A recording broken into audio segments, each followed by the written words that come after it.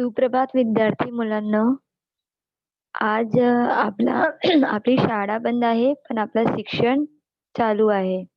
तर बृहन्मुंबई महानगरपालिकातर्फे आयोजित ऑनलाईन अध्यापन तासिकेत मी दुर्गा शर्मा आपलं सहर्ष स्वागत करीत आहे. आता याच्यापूर्वी आपण भाषिक घटकावर आधारित कृती या घटकावर आपण अध्यापन केलं आहे, पण त्याचं पुनरावर्तन आपण परत आता करूया.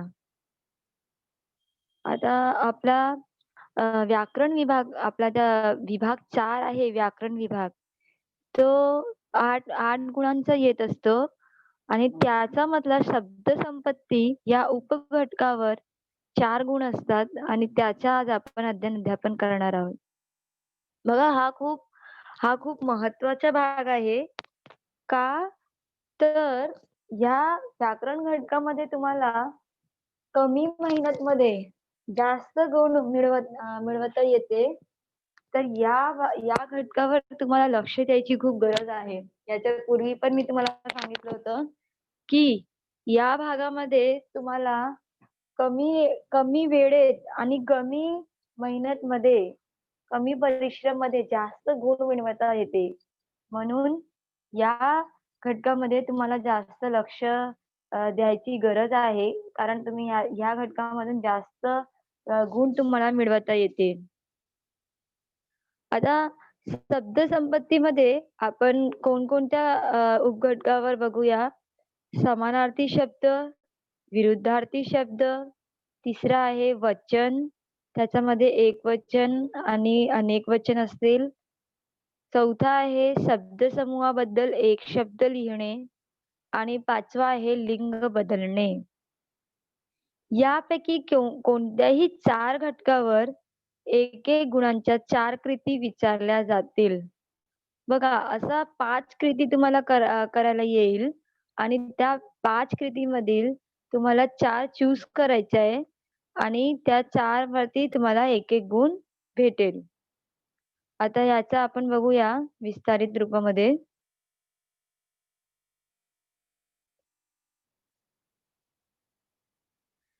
बघा मुलांनो, पहिला आहे आपला समानार्थी शब्द. तर समानार्थी शब्द म्हणजे काय? समानार्थी शब्द म्हणजे की समान अर्थाचे शब्द, ज्याचा अर्थ समान असतं. म्हणजे आता पहिलं उदाहरण तुमच्या समोर दिसत असेल माता. आता माताच्या समानार्थी शब्द आहे आई, जननी, माय. आता मी तुम्हाला सांगितलं समानार्थी शब्द म्हणजे समान अर्थाचे शब्द. म्हणजे कि दोघांचे जे अर्थ निघतं, दोनों का जो अर्थ होता है, वो समान होता है. मतलब माता मतलब भी आई होता है और आई मतलब भी मतलब सब ये सारे शब्दों का एक ही मतलब है कि माँ, जिसे हम माँ बोलते हैं, मम्मी बोलते हैं. तो उन अ, उ उस शब्द को माँ मम्मी को उस माँ माँ शब्द को डिस्क्राइब करने के लिए अलग-अलग शब्द आपके सामने हैं. जैसे माता, आई, जननी, माँ. अलग-अलग शब्दों का इस्तेमाल करते हैं लोग अपनी माँ को पुकारने के लिए. तर इस प्रकार से होता है समान अर्थाचे शब्द, मतलब समान अर्थ के अलग-अलग शब्द. उस शब्द का मीनिंग एक ही होगा और उसके लिए प्रयोग में किए जाने वाले शब्द जो होंगे वो अलग-अलग होंगे. दूसरा है मुख. मुख को और क्या बोल सकते हैं? तो मुख को तोंड, वदन हे काय असणार त्याचे समान अर्थाचे शब्द. तिसरा आहे गोड. गोड मतलब मीठा. अब मीठा का समान अर्थ का मराठी में और क्या बोल सकते हैं? तर आपण बोलतो मधुर. चौथा आहे पान. पानचा काय असेल? पर्ण. पाचवा आहे घर. घरच्या समान अर्थाचा शब्द काय असेल? सदन, निवास.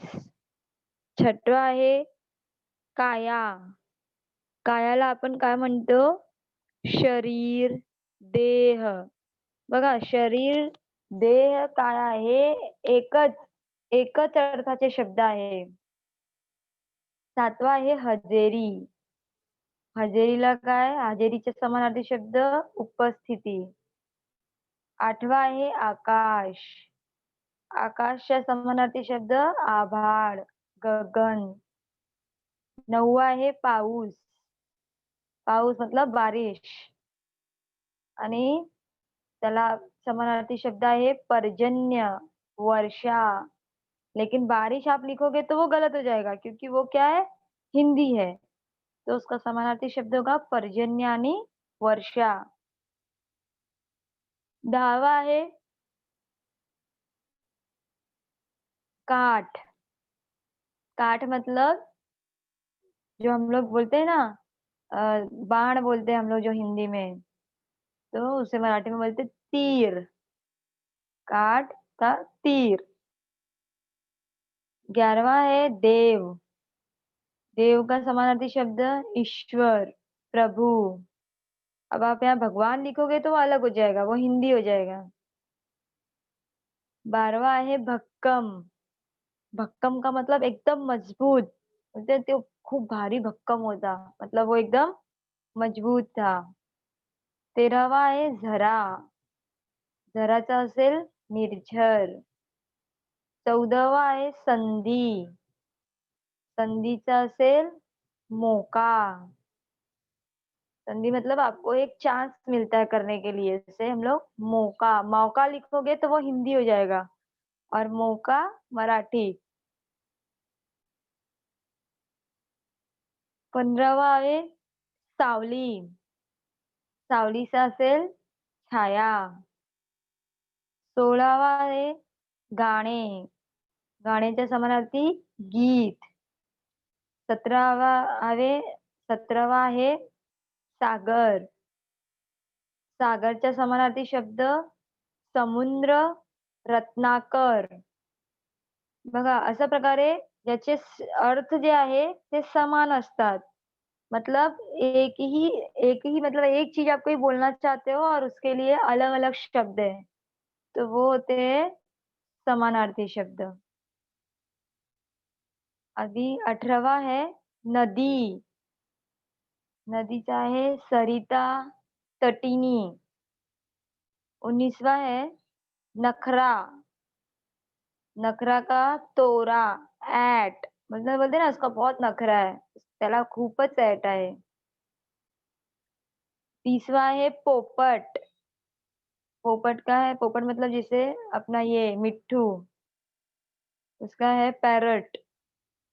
राघू, रावा. 21वां है माणूस.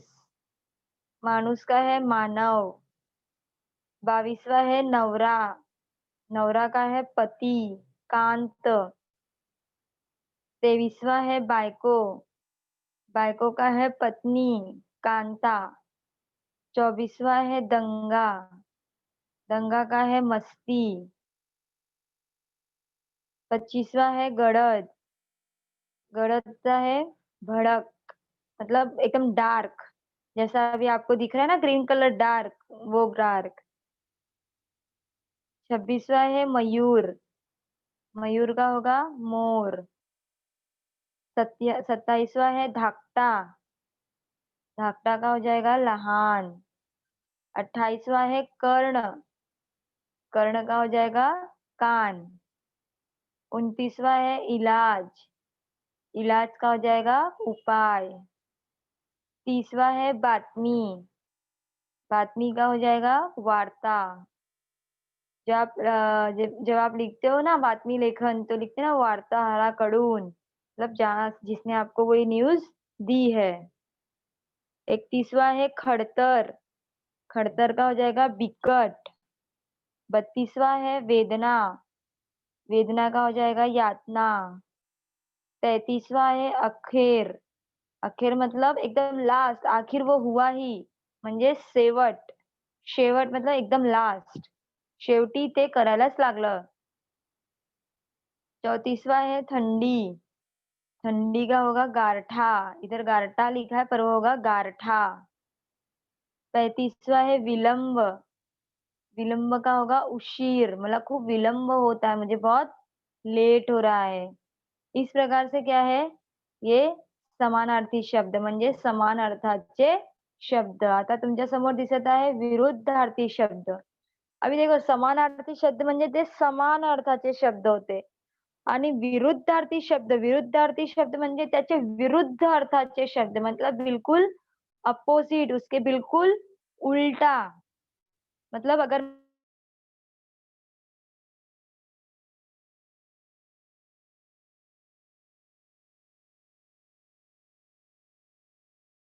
विरुद्धार्थी शब्द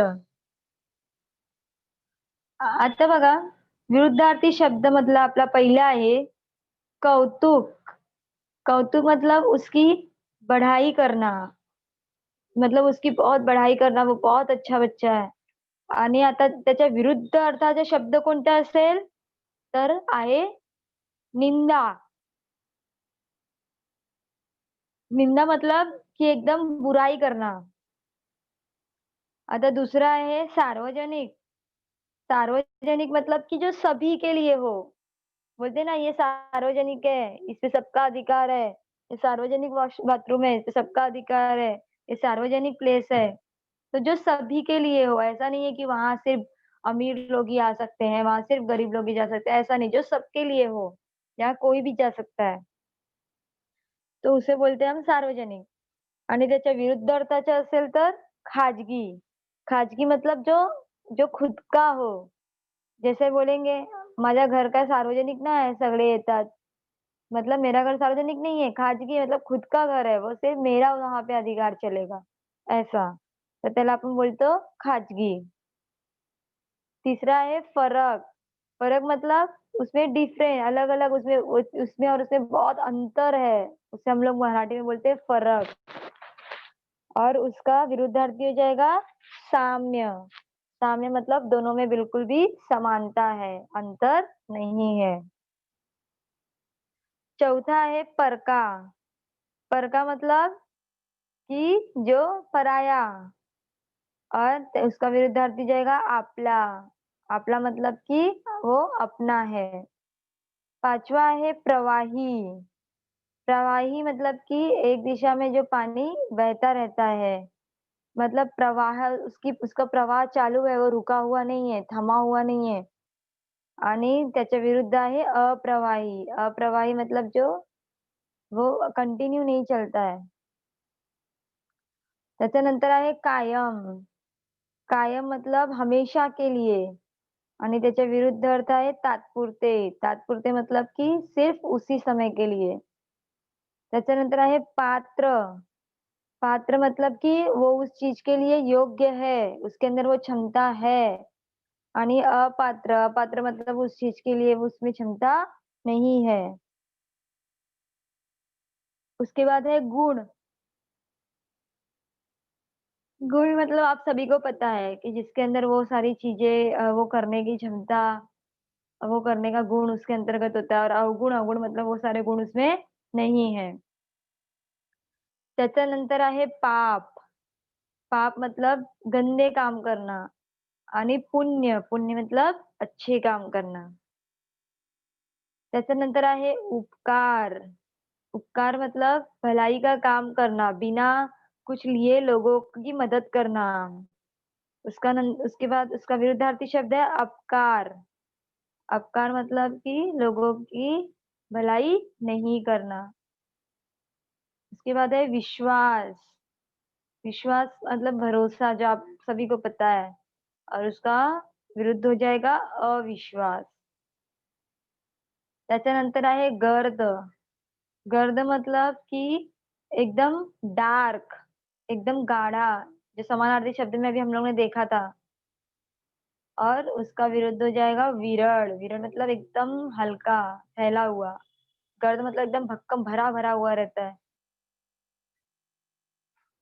उसके बाद है विसंगत विसंगत मतलब खराब संगत और उसका विरुद्ध हो जाएगा सुसंगत मतलब अच्छी संगत उसके बाद है अखेर अखेर मतलब लास्ट जो शेवट था और उसका विरुद्धार्थी शब्द हो जाएगा प्रारंभ म्हणजे सुरुवात 15वा है सहकार सहकारच्या विरुद्धार्थी होणार असहकार 16वा है मान मान करना, सम्मान करना और उसका विरुद्धार्थी शब्द हो जाएगा अपमान। 17वां है सेवक, जो सेवा करता है और उसका विरुद्ध हो जाएगा मालक, जो मालिक होगा। 18वां है रसिक, रसिक और उसका विरुद्धार्थी शब्द हो जाएगा अरसिक।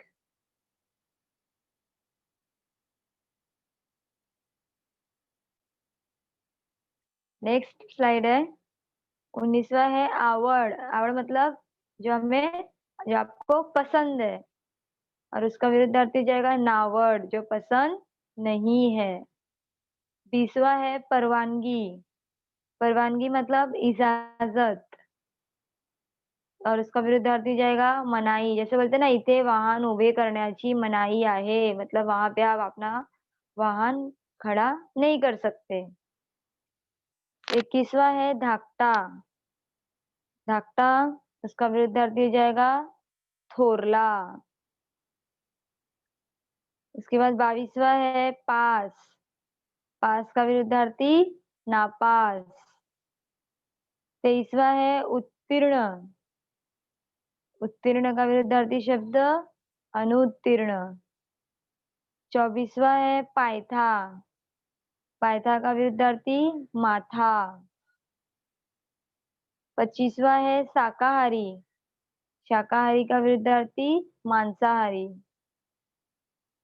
उसके बाद 26वां है वाड़, वाड़ का विरुद्धार्थी शब्द घट, वाड़ मतलब बढ़ना और घट मतलब कम होना।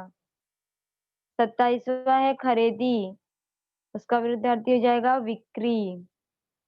28वां है दुरुस्त, दुरुस्त का विरुद्धार्थी हो जाएगा ना दुरुस्त। 29वां है गोंधड़, गोंधड़ का विरुद्धार्थी हो जाएगा शांतता, गोंधड़ मतलब एकदम उलझा हुआ, बहुत आवाज हो रही है एकदम मिक्स मिक्स।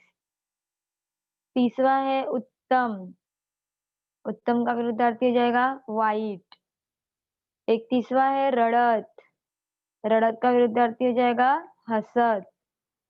32वां है तातड़ीने, तातड़ीने मतलब कि एकदम फास्ट करना और उसका विरुद्धार्थी हो जाएगा सावकाश, मतलब एकदम संभाल के करना, सावधानी पूर्वक। 33वां है परदेसी, परदेसी क्या हो जाएगा स्वदेशी, परदेसी मतलब दूसरा देश और स्वदेशी मतलब अपना देश।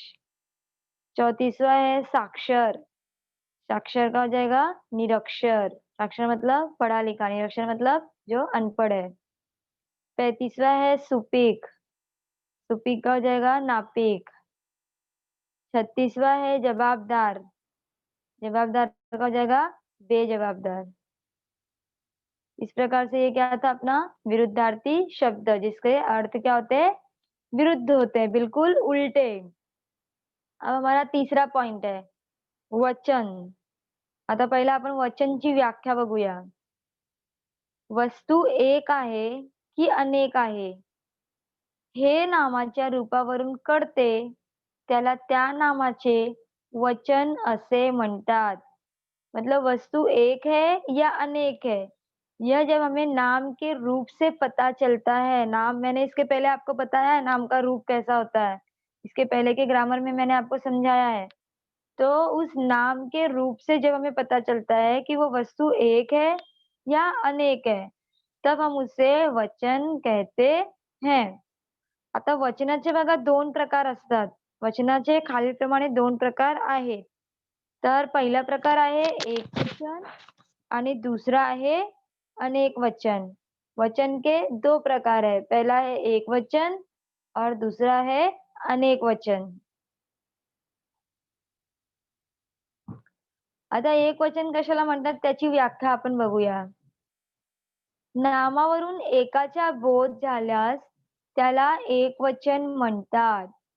जब नाम, जब जो आपके सामने नाम मतलब संज्ञा, आपके सामने जो नाम दी गई, जो संज्ञा आपके सामने है, जो भी शब्द आपके सामने है, उससे जब बोध होता है कि यह वस्तु एक ही है, तब हम उसे एक वचन कहते हैं। जसं बघा नामाचे जे मूळ रूप असते, तेच त्याचे एकवचन असते. नाम का जो मूल रूप होता है, संज्ञा का जो मूल रूप होता है, जो उसका मूल शब्द होता है, वही उसका एकवचन रूप होता है. उदाहरण आता तुमच्यासमोर बघा. उदाहरण आहे आंबा. आता मम्मी बोलते मला आंबा खायचे. तर मैंने वहाँ पे ये शब्द का मूल रूप है. आंबा को हम आंबा ही बोलते हैं, आंबे नहीं बोलते. पर जब मुझे बहुत सारे आंबे चाहिए तब मैं बोलूँगी मला मला मला 4 आंबे पाहिजे, मला 5 आंबे पाहिजे, मला जास्त आंबे पाहिजे. तब हम लोग आंबे शब्द का इस्तेमाल करते हैं. और ऐसे हम लोग आंबा बोलते हैं. चिमणी, अभी चिमणी जब हम लोग को बोलना रहता है तिकडे चिमणी आहे, तो हम लोग ये मूल रूप है शब्द का, ये उसका मुख्य मूल रूप है शब्द का. तो एक चिमणी होती है तब हम लोग चिमणी ही बोलते हैं आणि जेव्हा जास्त असेल, तेव्हा आपण चिमण्या बोलत असतो. अभी ये झाड, आता तिकडे झाड आहे, तिकडे खूप झाडे आहे. तो तर झाड असेल, एकच झाड आहे ये मूल शब्द भी है. तर एक ही झाड़ है तो हम लोग झाड़ बोलते हैं. और उसके जब बहुत सारे शब्द होते हैं तब हम लोग बोलते हैं झाड़े. इस प्रकार से जो शब्द का मूल रूप होता है, वो क्या होता है? एकवचन होता है. अब है अनेक वचन. अनेक वचनची व्याख्या बघूया आता. नामावरून अनेकाचा बोध झाल्यास त्याला अनेक वचन म्हणतात. जब नाम से आपको अनेक बहुत मतलब जो चीज़ है, जो नाम है आपके सामने, वो नाम में अंतर्गत बहुत सारी चीज़ें उसकी उपलब्ध है, उसकी अलग बहुत सारी जातियाँ उपलब्ध है. उसी सेम का बहुत सारे जैसे कुत्रा, तो एक कुत्रा होगा. तो जब हम लोग वहाँ बहुत सारे कुत्ते हैं, तो हम लोग बोलेंगे तिकडे कुत्रे आहेत. मतलब वहाँ पे बहुत सारे कुत्ते हैं. मतलब जब नाम से अनेक का बोध होता है, तब हम उसे अनेक वचन कहते हैं. जैसे अभी इसके पहले मैंने बताया आपको चिमनी, चिमनी क्या होगा? एक होगा, लेकिन उसका अनेक वचन वहाँ बहुत सारी चिमनी है, तो बोलेंगे तिकडे चिमण्या आहेत. मतलब बहुत सारी चिमनियाँ हैं. फिर घोडा, घोडा क्या होता है? वो एक वचन होता है आणि त्याचे अनेक वचन झाले तर घोडे. इस प्रकार से एकवचन और अनेक वचन में अंतर आहे. ज्या नामावरून एकाचा बोध असतो, त्याला एकवचन म्हणतात आणि ज्याच्यावरून अनेकाचा बोध असतो, त्याला आपण अनेक वचन म्हणतो. आता याची पुढील उदाहरणे बघूया. आता बघा एकवचनमध्ये कुत्रा, कुत्रा एकवचन आहे आणि त्याचे अनेक वचन कुत्रे, ससा, ससे, आंबा, आंबे, रस्ता, रस्ते, घोड़ा, घोड़े. अभी देखा था इसके पहले आपको अनेक वचन में घोड़े था और उसका एक वचन क्या होगा? घोड़ा. लांडगा, लांडगे, लांडगा मतलब लोमड़ी. ओढ़ा, ओढ़े, काटा, काटे, डब्बा, डब्बे, दागिना, दागिने. दागिना मतलब अपना गहना, ज्वेलरी. दाणा, दाणे, राजा, राजे, मुलगा, मुलगे, माशा, मासा, मासे. मतलब यहाँ पे मासा मतलब क्या है? फिश है, तो उसका अनेक वचन हो जाएगा मासे. पंखा, पंखे, पाहुणा, पाहुणे, दिवा, दिवे, सामना, सामने, वारा, वारे, दरवाजा, दरवाजे. अभी देखो, आपको एग्ज़ाम में एक वचन दिया होता है और उसका अनेक वचन बनाने बोलता है और कभी-कभी अनेक वचन दिया होता है और उसका एक वचन बनाने के लिए बोलता है. और कभी-कभी ऐसा भी होता है कि आपको शब्द दिया गया होता है और उसका वचन पूछा जाता है. सिर्फ़ उसका वचन पूछते हैं कि ये कौन-सा वचन है. तो इस प्रकार से ये एकवचन के शब्द हैं और ये उसके अनेक वचन के शब्द हैं. तर पुढची स्लाइड बघूया. अभी देखो, अभी आपके सामने जो स्लाइड दिख रहा है उसपे लिखा है स्त्रीलिंगी नामे व त्यांचे वचन. अभी ऐसा क्यों किया है कि स्त्रीलिंगी नामे व त्यांचे वचन?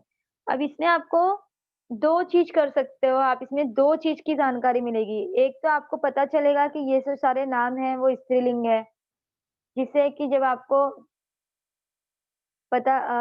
कभी लिंग पहचानने आता है, तो आपको पता चल जाएगा कि ये सारे स्त्रीलिंग के नाम हैं। तो इसमें हम लोग लिंग भी जान जा रहे हैं और उसके वचन भी।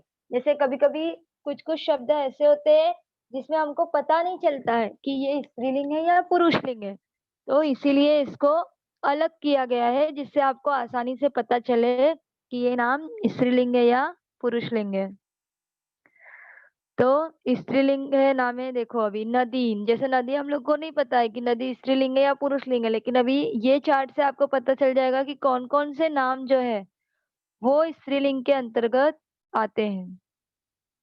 तो नदी, नद्या, बी, बिया, स्त्री, स्त्रियां, लेखनी, लेखण्या, सासू, सासवा, जाऊ, जावा, वाट, वाटा, बाग, बागा, पाल, पाली, साइकिल, साइकिली।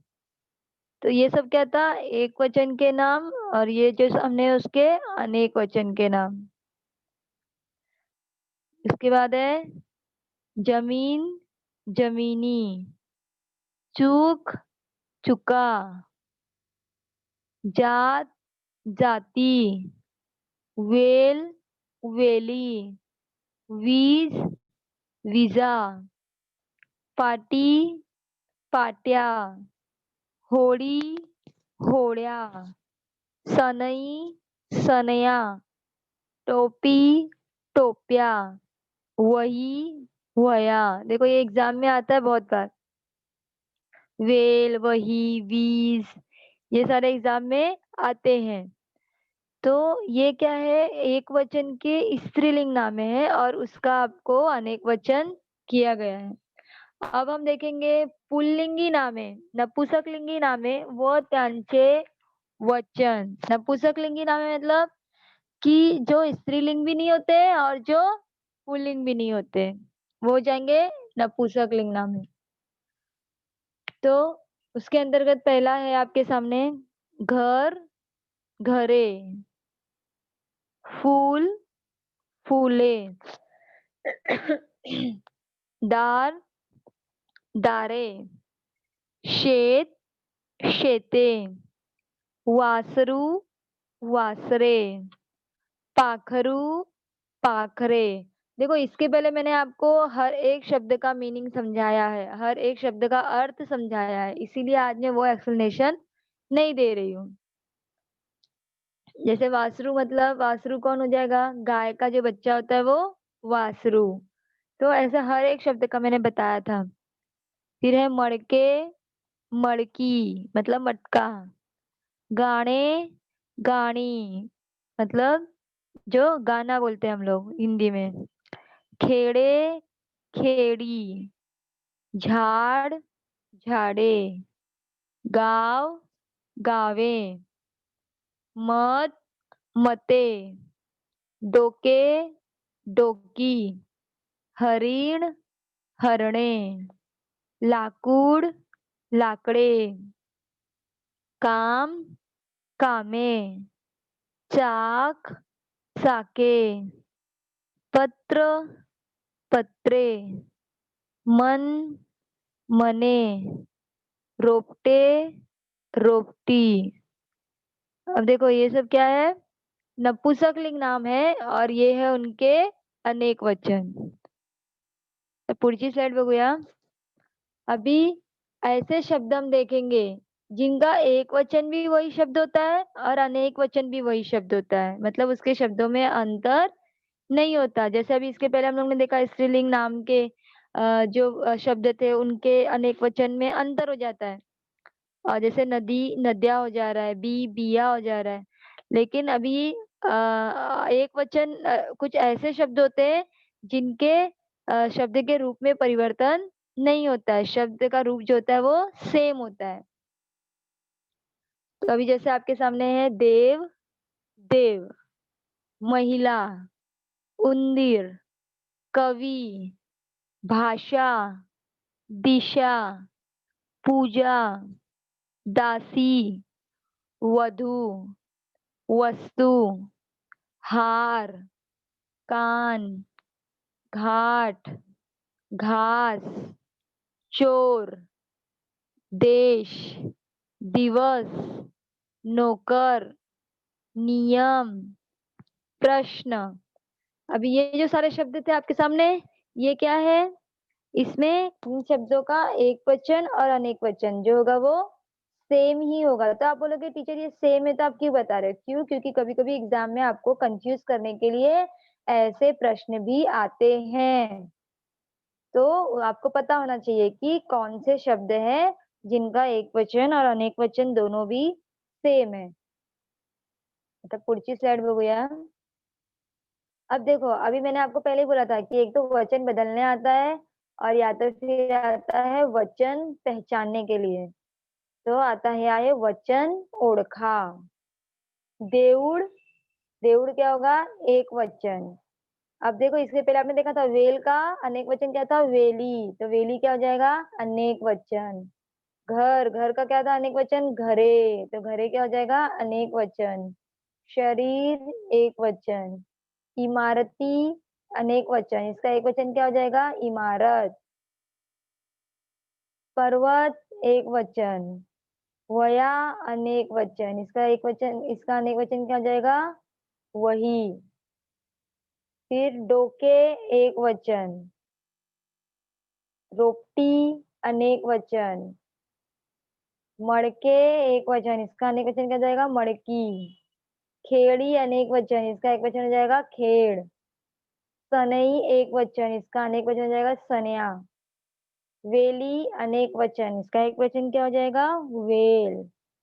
फिर है वारा, वारा एक वचन। इस प्रकार से आपको कभी जब वचन ओळखा आता है तो आपको शब्दों को चेंज नहीं करना है, आपको बताना है कि ये जो शब्द है वो एक वचन है या अनेक वचन है।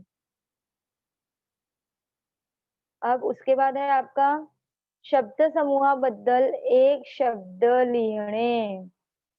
बघा हा खूप महत्वाचा आहे और एक मार्क्स, एक शब्द लिखने पे आपको एक मार्क्स मिल जाता है इसके अंतर्गत। पहले इसकी परिभाषा देखेंगे। भाषेच्या अभ्यासामध्ये मुलांना अगदी मोजक्या शब्दांत खूप आशय व्यक्त करता आला पाहिजे। देखो भाषा जब आप पढ़ते हो लैंग्वेज तो उसमें आपको वो क्या होता है बहुत बड़ा होता है तो आपको गिने-चुने शब्दों में और ऐसे शब्दों का इस्तेमाल करना है जो शब्द कम हो और वो उसकी अर्थ जब हम निकाले तो उसका अर्थ बहुत बड़ा निकले। तर यासाठी एखाद्या शब्दसमूहाबद्दल कोणता एक शब्द वापरता येईल ते आपण पाहिले पाहिजे। इसलिए हम लोग देखेंगे कि कुछ-कुछ ऐसे शब्द समूह होते हैं जिनके लिए एक शब्द का उपयोग किया जाता है। उसका आज हम अध्ययन अध्यापन करेंगे।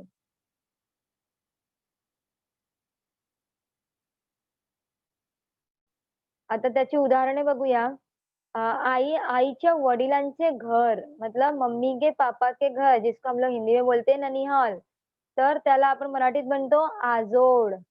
आवरता येणार नाही असे जो फटाफट करने नहीं आता है तो उसे बोलते हैं अनावर. आनंदाने नाचणे मतलब बहुत खुश होके नाचना त्याला आपण म्हणतो बागडणे. ईश्वर असे मानणारा, ईश्वर है ऐसा मानने वाला त्याला म्हणतो आस्तिक. ईश्वर नाही असे मानणारा जो बोलता है नहीं इस धरती पे ईश्वर नहीं है उसे हम बोलते हैं नास्तिक. ऐकायला व बोलायला न येणारा जिसे सुनाई और सुनने नहीं आता और जिसे बोलने नहीं आता है त्याला आपण म्हणतो मूकबधीर. उरलेले भाग, बचा हुआ भाग तर त्याला आपण म्हणतो अवशेष. गाणे म्हणणारा म्हणतो गायक. गेलेला काळ जो बीत चुका है त्याला आपण म्हणतो गतकाळ. घराची ओसरी, घराची ओसरी मतलब जो घर में बैठने की जगह होती है त्याला आपण म्हणतो सोफा. जादूचे खेळ, जादू के खेळ दिखाने वाला त्याला आपण म्हणतो जादूगर. 10 हात असलेला जिसके 10 हात है त्याला आपण म्हणतो दशभुज. धान्य साठवण्याची जागा जहाँ पे अनाज को जमा करके रखा जाता है त्याला आपण म्हणतो कोठार. नाश न पावणारे जिसका नाश नहीं हो सकता, जो कभी खत्म नहीं हो सकता तर त्याला म्हणतो अजरामर. न हलणारे, जो हिलता नाहीये, त्याला आपण म्हणतो अचल. नाटकात काम करणारा, जो नाटक में काम करता है, उसे म्हणतं नट. नाव चालविणारा, जो नाव चलाता है, त्याला आपण म्हणतो नावाडी. बस थांबण्याची जागा, जहाँ पे बस रुकती है, तर त्याला आपण म्हणतो बस स्थानक. बातमी आणून देणारा, तर जो आपको न्यूज़ लाके देता है, तर त्याला आपण म्हणतो वार्ताहर. जैसे बातमी लेखन करते समय हम लोग लिखते हैं ना वार्ताहराकडून. भाषण करणारा, जो भाषण देता है, त्याला आपण म्हणतो वक्ता. देखो ये एग्ज़ाम में आता है और 1 मार्क्स के लिए होता है ये. रक्षण करणारा, जो आपकी रक्षा करे, त्याला आपण म्हणतो वाली. राज्यातील लोक, राज्य के लोग को बोला जाता है रयत. सतत प्रयत्न मतलब बार-बार प्रयत्न करना म्हणजे सराव करणे. जो अभी हम लोग ये अपना सराव चालू है. सुरात नसलेले म्हणजे बेसूर. समाजाची सेवा करणारा, समाज की सेवा करने वालों को बोला जाता है समाज सेवक. इसमें से बहुत सारे शब्द ऐसे हैं जो अभी आपके वर्कशीट में आए हैं. अगदी पूर्वीपासून राहणारे, जो बहुत पहले से रहता है, त्याला आपण म्हणतो आदिवासी. जीवाला जीव देणारा, जो मतलब जिसके लिए अपनी जान देने के लिए रेडी हो जाता है, जो उसे बहुत पसंद होता है, तो त्याला आपण म्हणतो जिवलग. तोंडातोंडी चालत आलेली गोष्ट, जो चेंज नहीं हुई है, ये कहानी पुराने से बताई जा रही है और अभी तक सेम ही है, तो त्याला आपण म्हणतो दंतकथा. श्रम न करता खाणारा, जो बैठ के खाता है, बिल्कुल भी मेहनत नहीं करता, त्याला म्हणतो एतोबा या फिर ऐतखाऊ. केलेले उपकार जाणणारा, जो जिसके साथ आपने अच्छा काम किया है और उसे ये एहसास है कि हाँ भाई इसने मेरे ऊपर उपकार किया है, त्याला आपण म्हणतो कृतज्ञ. केलेले उपकार न जाणणारा, जिसके साथ आपने बहुत अच्छे काम किए, लेकिन वो बोलता है क्या किया मेरे लिए? कुछ नहीं किया, तर त्याला आपण म्हणतो कृतज्ञ. इच्छिलेली वस्तू देणारे झाड, आपको जो पसंद है, जो वस्तु आपको पसंद है, वो वस्तु आपको देने वाले झाड़ को कहा जाता है कल्पवृक्ष. इच्छिलेली वस्तू देणारी गाय, इच्छित वस्तू देने वाली गाय, त्याला आपण म्हणतो कामधेनू. 4 रस्ते एकत्र येतात ती जागा, मतलब जहाँ पे 4 रास्ता मिलता है, त्याला आपण म्हणतो चौक किंवा चौवाटा. खूप दान-धर्म करणारा, जो बहुत दान-धर्म करता है, त्याला आपण म्हणतो दानशूर. जिसे हम लोग हिंदी में बोलते हैं ना दानवीर, त्याला मराठीत म्हणतो दानशूर. 3 रस्ते एकत्र येतात ती जागा, त्याला आपण म्हणतो तिठा. दररोज प्रसिद्ध होणारे, जो डेली प्रसिद्ध होता है वर्तमानपत्र, त्याला आपण म्हणतो दैनिक. 2 नद्या एकत्र मिळण्याची जागा, जहाँ पे 2 नदियाँ एक साथ आके मिलती है, जिसे हम बोलते हैं संगम. दगडावर केलेले कोरीव काम, मतलब पत्थर के अंदर बना के कोई चित्र बनाया जाता है, तो उसे हम लोग बोलते हैं शिल्प. तर हे होते आपल्या शब्दसमूहाबद्दल एक शब्द. आता आपला 5वा आहे लिंग बदलणे. लिंग बदलणे म्हणजे नामाच्या रूपावरून एखादी वस्तू वास्तविक अगर काल्पनिक पुरुष जातीची आहे, की स्त्री जातीची आहे, की दोन्हीपैकी कोणत्याच जातीची नाही, असे ज्यावरून कळते, त्याला त्या शब्दाचे लिंग असे म्हणतात. मतलब नाम के रूप से जब आप नाम देखते हो तो हमें ऐसा बोध होता है कि नहीं ये पुरुष जाति है, ये स्त्री जाति का शब्द है या ये पुरुष जाति भी नहीं लग रहा और स्त्री जाति भी नहीं लग रहा है। जब हमें ऐसा समझ में आता है तो हम उस शब्द को उसे उस शब्द का लिंग कहते हैं. आता याची उदाहरणे बघूया. तुमच्या समोर आहे पुल्लिंग आणि स्त्रीलिंग. अभी देखो, जब पुल्लिंग शब्द के साथ कौन से सर्वनाम का प्रयोग होता है, तो हा सर्वनामाचा प्रयोग होत असतं आणि स्त्रीलिंग शब्दासोबत स्त्रीलिंग शब्द के साथ ती ह्या शब्दाचा प्रयोग होतो. तर पुल्लिंग शब्दामध्ये बघा, तो वाडा, तो भात, तो टाक, तो दिवा आणि स्त्रीलिंगामध्ये आहे, ती इमारत, ती भाकरी, ती लेखणी, ती पणती. इस प्रकार से होता है स्त्रीलिंग शब्द. आता नपुंसक लिंगाची उदाहरणं आहे तुमच्या समोर. ते घर, ते वरण, ते पेन, तेज। देखो जब स्त्रीलिंग का होता है तो ती का प्रयोग होता है. जेव्हा पुल्लिंग जे असतो तेव्हा तोचा प्रयोग होतो आणि जेव्हा नपुंसकलिंग असते तेव्हा ते याचा प्रयोग होत असतो. आता लिंगभेदामुळे नामाच्या रूपात होणारा बदल. लिंगभेद के कारण कैसे नाम के रूप में परिवर्तन होता है ते आपण बघूया. आता मुलगा, मुलगा हा काय आहे पुल्लिंग आहे आणि स्त्री काय झाली स्त्रीलिंग काय झालं त्याचा मुलगी आणि मुलगे नपुंसकलिंग. का? कारण याला इथे आपल्याला हे माहीत नाहीये, की ते स्त्रीलिंग आहे की पुल्लिंग आहे. खूप सारी मुले आहेत, तर त्याला आपण म्हणतो मुलगे. पोरगा, पोरगाच्या काय झाला पोरगा आणि त्याच्या स्त्रीलिंग झाली पोरगी आणि नपुंसकलिंग झाला पोरगे. आता कुत्रा पुल्लिंग आणि कुत्री स्त्रीलिंग आणि नपुंसकलिंग कुत्रे. आता खूप तिकडे कुत्रे आहेत ते अनेक वचन आणि त्या अनेक वचनामध्ये हे नाही दाखवलेलं आहे, की ते ते कुत्र्यामध्ये सर्व कुत्रेच आहे की कुत्री आहे. कुत्रा आहे की कुत्री आहे. त्यानंतर आहे घोडा. त्याचा स्त्रीलिंग झाला घोडी आणि नपुंसकलिंग झाला अनेकवचन जे आहे ते काय असतात? नपुंसकलिंग. त्याचं अनेकवचन झाला घोडे. आता पुढच्या आपला हे मी एक ॲड केलं आहे. हा पण तुमच्या व्याकरण विभागामधलाच आहे. विरामचिन्ह हा खूप महत्त्वाचा आहे. 2 मार्क्सला येतं हे तुमचं. ते आपल्या ह्याच्या पूर्वी बघितलं ते आपला 4 मार्क्सचा होता. 5 मधून तुम्हाला कोणतेही 4 करायचे होते. आणि हा जे आहे विरामचिन्ह हा 2 मार्क्ससाठी येतं. तर याच्यामध्ये तुम्हाला विरामचिन्ह ओळखायला येत असतं. कधी-कधी तुम्हाला विरामचिन्ह म्हणजे विरामचिन्हाची नावे दिलेली असते आणि विरामचिन्हाचं ते चिन्ह आहे ते तुम्हाला बनवायचं असतं आणि कधी-कधी तुम्हाला चिन्ह दिलेलं असतं आणि त्याची नावे तुम्हाला ओळखायची असते, नावे तुम्हाला लिहायची असते. तर एकदा आपण पटकन रिव्हिजन करून घेऊया. की पूर्णविराम चिन्ह आपल्याकडे हे 10 विराम चिन्हाचे तुम्हाला अध्ययन अध्यापन करायचे आहे. हा तुमच्या सिलेबसमध्ये 10 विराम चिन्हाचाच उल्लेख केलेला आहे म्हणून आपण हा 10 विराम चिन्ह बघूया. तर पूर्णविराम चिन्ह, पूर्णविराम चिन्ह कसं असतं बघा, एक टिंब असतं त्याला आपण पूर्णविराम चिन्ह असे म्हणतो आणि दुसरं आहे अर्धविराम चिन्ह. अर्धविराम चिन्हामध्ये वरती टिंब आहे आणि खाली स्वल्पविराम आहे. कॉमा म्हणजे ज्याला आपण कॉमा म्हणतो. तिसरा आहे स्वल्पविराम चिन्ह. स्वल्पविराम चिन्ह ज्याला आपण अंग्रेजीत कॉमा असं म्हणतो. चौथा आहे अपूर्ण विराम चिन्ह. 2 डॉट असतात एकदम खालोखाली. तर त्याला आपण अपूर्ण विराम चिन्ह असे म्हणतो. 5वां आहे प्रश्न चिन्ह, जिसे हम लोग हिंदी में इंग्लिश में क्वेश्चन मार्क बोलते हैं. त्याच्यानंतर आहे उद्गार चिन्ह.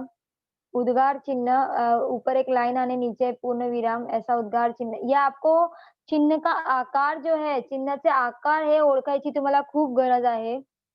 त्याच्यानंतर 7वां आहे अवतरण चिन्ह.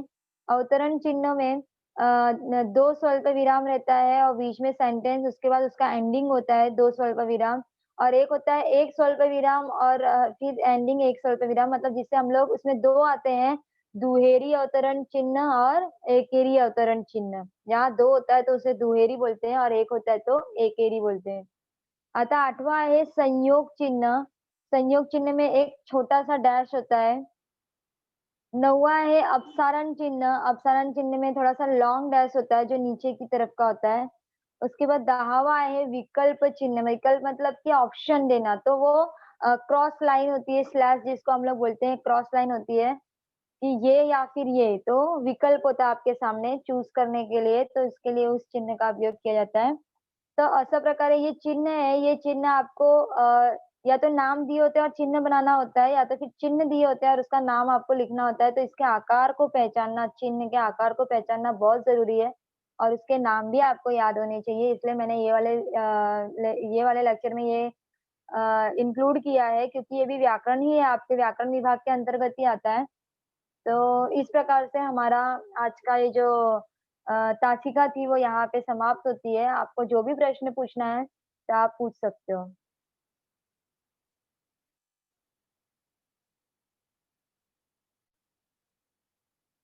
तुम्हाला काहीच विचारायचं असेल तर तुम्ही विचारू शकता.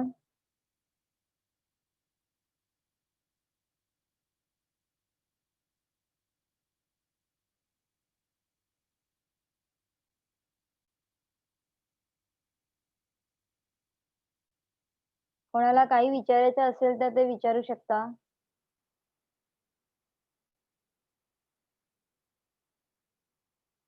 हेलो हाँ, बोलो बेटा.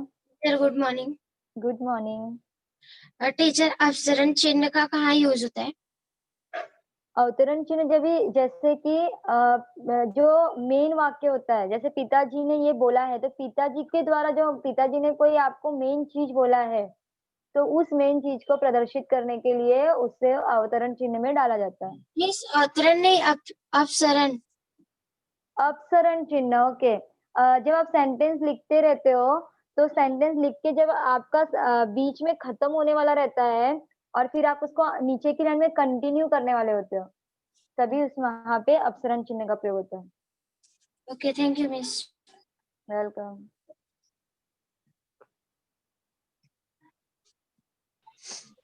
टीचर हाँ, बोलो.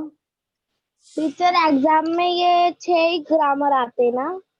हाँ, हाँ, इसके अलावा आपको शुद्ध लेखन करने के लिए आता है, जो मैं इसमें लेने वाली थी पर टाइम कम था अपने पास, तो ये वाले जितने मैंने बताए ये आता है. इसके अलावा आपको अंग्रेजी में दिया होता है, उसका हिंदी में लिखना होता है, जिसे पारिभाषिक शब्द बोलते हैं. और एक आता है शुद्ध लेखन करने, मतलब आपको एक सेंटेंस दिया होता है, उसमें कुछ शब्द गलत होते हैं और उसकी मात्राएं गलत होती है. तो शब्द सही होते हैं, उसकी मात्राएं गलत होती है, उसकी लिखावट गलत होती है, तो आपको उसको पहचान के और सही लिखकर वो सेंटेंस को लिखना होता है. इतना ग्रामर आपको आता है. Okay teacher.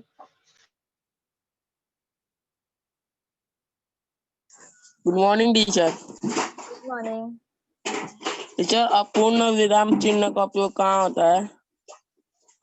अपूर्ण विराम चिन्ह जब आपका ये कोई आप सेंटेंस लिख रहे हो और वो अधूरा रह जाता है जब, तो उसके आगे आपको जैसे आप जैसे मैंने आपको अभी आपको बताया था बातमी लेखन करने के लिए, तो जब हम लोग बातमी लेखन का जब मैंने लिया था आपका लेक्चर, तो बातमी लेखन में जब हम लोग ऊपर लिखते हैं दिनांक और प्लेस और फिर वहां से हम लोग को बातमी लेखन शुरू करना होता है, तो उसके पहले हम लोग अपूर्ण विराम चिन्ह लगाते हैं.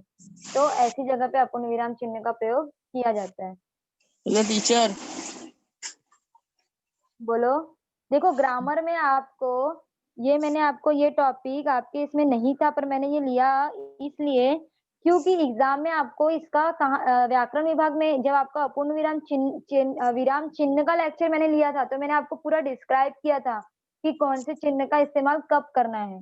लेकिन ये जो अभी अपना लेक्चर है, इसमें आपको सिर्फ और सिर्फ ये पूछा जाएगा कि आपको चिन्ह दिया जाएगा और उसके नाम पूछा जाएगा, या नाम दिया जाएगा और चिन्ह लिखने के लिए कहा जाएगा. तो व्याकरण विभाग में आपको विराम चिन्ह का इतना ही बताया जाएगा, इतना ही क्वेश्चन आएगा. टीचर, जो आपने विरुद्धार्थी का स्टार्टिंग का बताया था वही थोड़ा रिपीट करा दीजिए ना. बेटा ये लेक्चर जो है ना अपना ये मैं तीसरी बार ले रही हूँ. एक सेम ही. चीज सेम चीज ये अपना तीसरी बार सराव हो रहा है. ठीक है, और अभी अपने पास उतना टाइम नहीं है, तर मैं आपको ग्रुप में ये विद्यार्थी मित्रांनो, तुम्हाला आजचा तास नक्कीच आवडला असेल अशी माझी अपेक्षा आहे. त्यामुळे आजच्या तासाला लाईक करायला व तुमच्या मित्रांना शेअर करायला विसरू नका. धन्यवाद.